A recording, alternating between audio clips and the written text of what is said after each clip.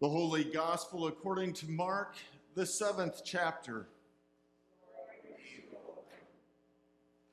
Now when the Pharisees and some of the scribes who had come from Jerusalem gathered around Jesus, they noticed that some of his disciples were eating with defiled hands, that is, without washing them.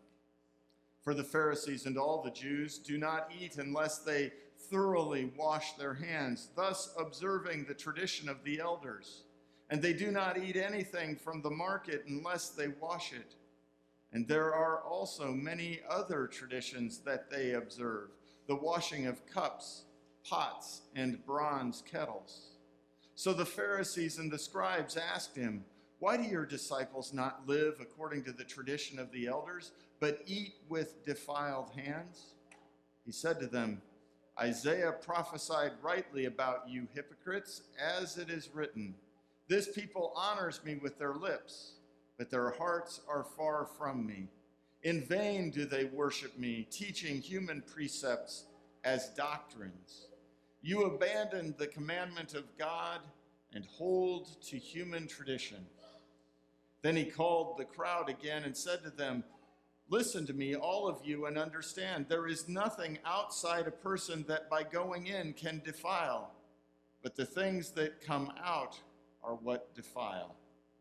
For it is from within, from the human heart, that evil intentions come: fornication, theft, murder, adultery, avarice, wickedness, deceit, licentiousness, envy, slander, pride, folly. All these evil things come from within, and they defile a person." The Gospel of the Lord. You may be seated.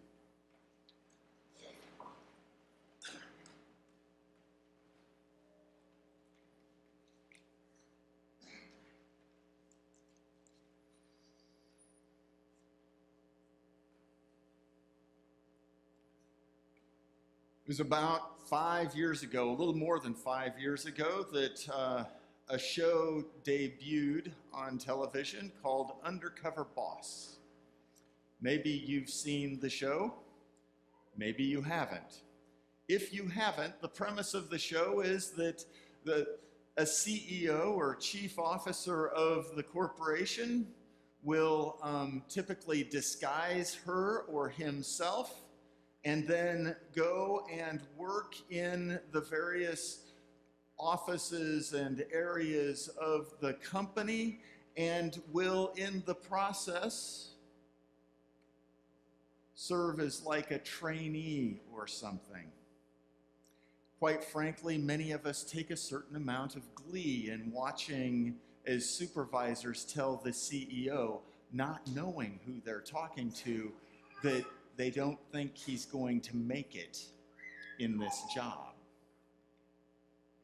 Frequently, the role of this is for the CEO to, one, get a glimpse of what it is to work in those various jobs now. But there's a side to that that is about the CEO also checking to see how well the people who are down in that front line area uphold the policies and the procedures that are established at the home office. Many times the bosses who are undercover become aware of people who are hardworking people who are deserving of reward for all that they are doing.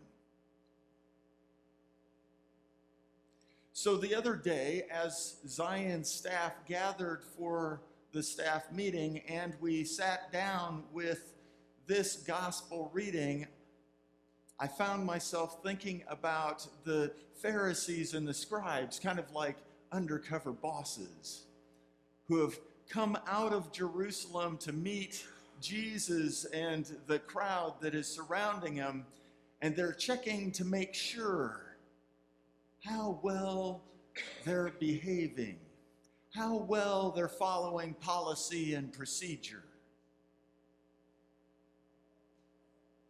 I suspect that they aren't looking for the hard-working people who are deserving of reward. Now, I will be honest with you. It is easy to tee off on the Pharisees and the scribes. In fact, the way that Mark tells the story sets them up as a foil against which we can hold the righteousness of Jesus against their failed living of the faith. But the truth of the matter is, quite frankly, the Pharisees are people who are so faithful and so committed to living faithfully that, quite frankly, most of us would really like to have them in our congregation. They're part of that 10% of the congregation or 20% of the congregation who do a good chunk of the work. In fact, they may be among that 2 or 3% in the congregation who get a little tired of having to do the bulk of the work and get a little cranky about it too. And so we need to be careful about the way that we talk about them, because what happens is they come out, they see that the disciples are eating without doing that thing that, quite frankly, looks like good hygiene to us. Who doesn't know that you should wash your hands before you eat? Who doesn't know that you should wash your food before you eat it? It seems like good hygiene. But if that's all that it is, then Jesus' response seems rather over the top. And the fact that Jesus responds the way that he does suggests that it isn't just an issue of good hygiene, that there's something deeper going on. And we need to pay attention to that. In fact, I really wrestled with, you may notice, there were parts of this gospel reading that we skipped over. Presumably because reading 23 full verses would be just a bit much, and it wouldn't give the preacher quite as much time.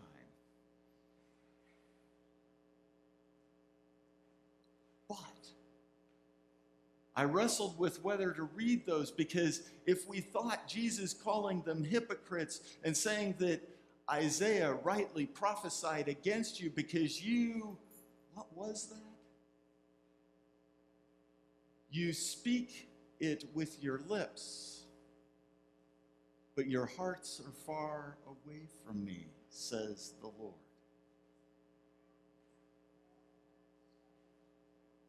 You hypocrites, you're two-faced. And so what this points out is that there are several things going on. First of all, the Pharisees presumed that there is a standard practice all across the faithful within the Jewish people. Those within Jerusalem, but also those in the outlying areas. And then you got those Galileans who are coming down. And they go out to kind of check them out. They assume that there is a standard or a common practice. And the common practice that they presume is that what was once understood to be temple or priestly purity or religious purity code was to be generalized to all the faithful. And so what they believed, what they understood was, if it was good for the priests and for the people who are working within the temple and synagogue, then it was good enough for everybody to do. But that was kind of a false understanding, because there wasn't common practice across all those who were faithful. And there are a variety of ways in which the faith was being lived out, depending on context, depending on where you lived. And that brings us to the second piece. And that is that if you're going to look at ritual purity laws, there are a whole variety of ways that many people were engaged in work, that there was no way that they could ever be considered ritually clean or pure. There was no way that they could live up to it. And so what was underlying all of this was a way in which the Pharisees were interpreting the traditions of the elders that had been handed down in such a way that instead of including and welcoming people, it tended to exclude significant groups of people. In fact, there are ways in which the Pharisees, who are saying, you need to uphold the law, were selectively upholding the law. They were choosing and picking which law was important to uphold. That's part of the bit that we left out, where Jesus said, you tell these guys that they're supposed to be upholding this law and this tradition of the elders, but at the very same time, you've created a double standard where people are in a bind and they can't live faithfully either way they go. Because Moses taught you that you're supposed to honor your father and your mother, and yet you've created a way in which people are expected to take what they would use in terms of money and resources to support their mother and father, to honor your mother and father in their old age. And you have declared that to be korban, is the language for it, an offering to God. And so you put people in the bind of having to decide, do we honor God or do we honor our father and mother? It's a horrible place to put people. And so he holds up the ways in which those Jewish leaders were selectively upholding the law and then using it to cut people out. That's what is at stake in this conflict. And so then Jesus calls out to the whole crowd who've gathered around, and he says, it's not about ritual purity in the sense of what you eat making you unclean or defiling you. It's not what goes in, but rather what comes out of you, what you do and what you say, how you behave in relationship with your brothers and sisters, how you behave in relationship with God. And then there's a bit that we skip. And what happens in that bit is Jesus and his disciples, the close disciples, go off by themselves. And just as easily as we use the Pharisees as a foil, the disciples dutifully are slow on the uptake. And the disciples ask, now, what is this you are talking about? And Jesus goes on to say, it's not what you ingest that makes you unclean. It's what comes out of you from your heart, from your intention. It's important for us to remember that in many ways, the people of that time understood our intention and our ability to decide things to be something that comes out of kind of the core of our being, our heart. When we talk about our heart is just not in it, it speaks to that kind of way of thinking. And so in the midst of that, Jesus tells the disciples that we should pay attention to those things that we do that come out of our heart.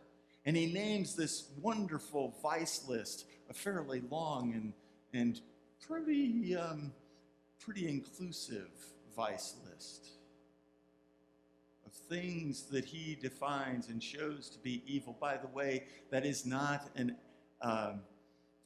exhaustive list. But he's giving us enough examples that we can go, oh yeah, all right, I know about that. These are the things that break relationship with those around me and with God. And he says, those things, when they are coming out of us, when we speak words of hate, and when we act in ways of violence, and when we do things that harm our relationship with others around us, then we are in danger.